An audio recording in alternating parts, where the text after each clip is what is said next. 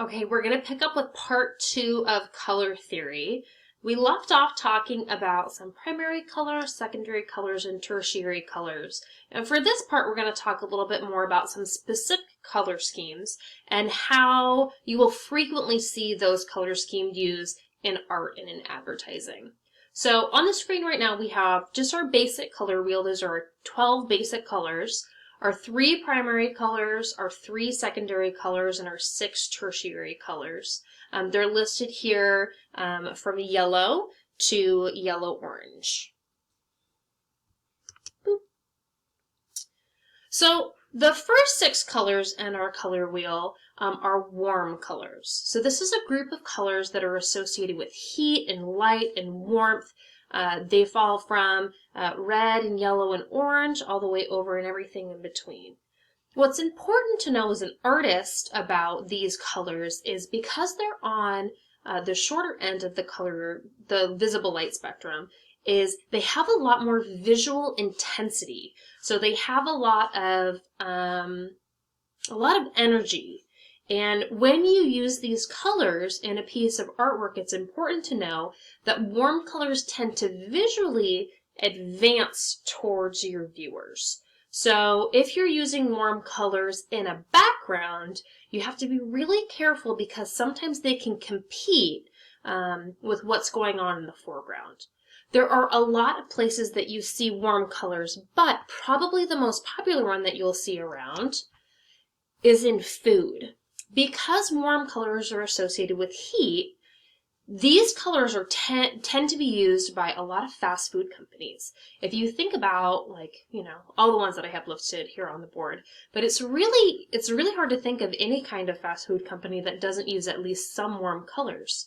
Part of that is because subconsciously, when you enter a space that has a bunch of warm colors in it, you become thirsty and you become hungry. And so companies like Coca-Cola and Wendy's and Lay's potato chips know this color psychology, and they very specifically selected warm colors knowing that you may not have gone into the store thinking that you were going to get a bag of potato chips, or you may not have stopped at the fast food place thinking that you were going to get yourself a Coke, but just seeing that color red, seeing those warm colors make you feel thirsty, make you feel hungry.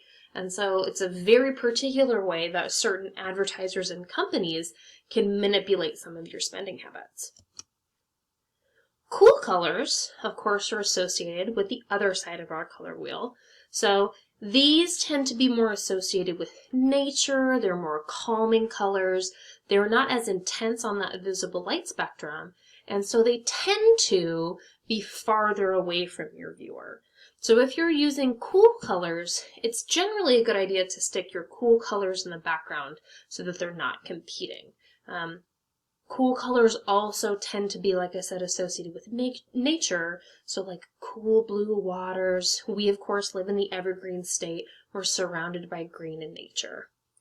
The places where you'll see these in logos, and of course I picked a bunch of Seattle-centric ones, are in places where you see a lot of this nature. So all of the sports teams in Seattle use a cool color palette to kind of replicate what is around the Seattle area. So we've got the blue of the Puget Sound, we've got the green of the evergreen state, and all of these cool colors go really well together. It's kind of like our Seattle branding all together, our Washington branding all together. We have all of these cool colors.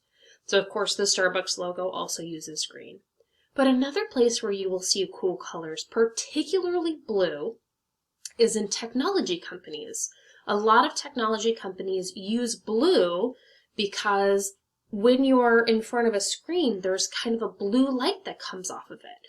Some people wear blue light canceling glasses and stuff when they are working on their computers, because sometimes that blue light affects people and it can kind of give them headaches. Because of that, there are a bunch of tech companies that also use blue in their logos. Another vocabulary word and color scheme for you guys to think about, complementary colors. Now, there's a difference between a compliment, that is if I was to say something nice to you, That's spelled with the letter I. Complement. I'm complimenting you on your shoes. They look fabulous today. But a complementary color, spelled with an E, is used to describe colors that are on opposite sides of the color wheel from each other, like yellow and violet, blue and orange, and red and green. And when they're on opposite sides of the color wheel, we can kind of consider them color opposites. Because they're so far apart on the color wheel, when you put these colors next to each other in a color scheme, they create a lot of contrast. And that contrast can be really visually interesting. You will see complementary colors used all the time. There are so many different examples of complementary colors. A lot of sports teams use complementary colors in their logos and in their brandings. Of course, we've got the Washington Huskies.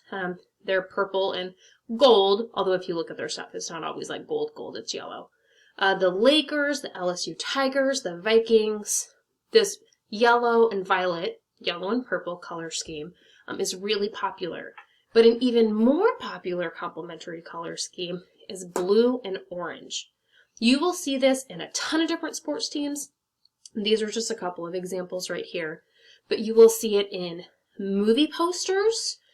This combination of blue and orange, it's really dynamic when you put it together. It's a little bit harder to find companies and sports teams that use the red and green combination because that color scheme is so closely associated with Christmas. So because of the red and green color scheme with Christmas, there's only a couple that you can find. Krispy Kreme donuts will use the complementary color scheme of red and green. And then Papa John's also uses it, but Papa John's is an Italian place, well, pizza Italian, and Papa John's mimics the colors that are in the Italian flag. One of your tasks for this week is going to be to think of all of your personal associations, close associations with the basic colors. So our three primary colors, red, yellow, and blue, and our secondary colors, orange, green, and violet. And these are some things to get your head started in pointing you in the right direction. But when you think about these colors, usually you think about very specific things. So holidays, emotions, places, objects. These are some of the different emotional associations with colors that I found online. And these are how different brands try and put those emotional associations with their branding. It's very intentional. So you'll see that like optimism is associated with things like, oh, my face is covering that one. Well, McDonald's is under here. Warmth, reliability, those are all associated with the color yellow. Friendly and cheerful, kid stuff like Nickelodeon, Payless shoes, delicious Fanta soda. I had that one on another one. Oh, oops. Red is exciting and bold, things like Coca-Cola, Netflix, Target. If you have close associations with any of these different brands, I want you to start thinking about them for your brainstorm assignment. Probably the most difficult one to find strong associations with is violet, but do your best. So this is just like a general overview of how some brands have put themselves in with these color associations. So your job will be to come up with your own list of at least 10 in this week's assignment for your personal, very strong color associations. As always, email me if you have any questions.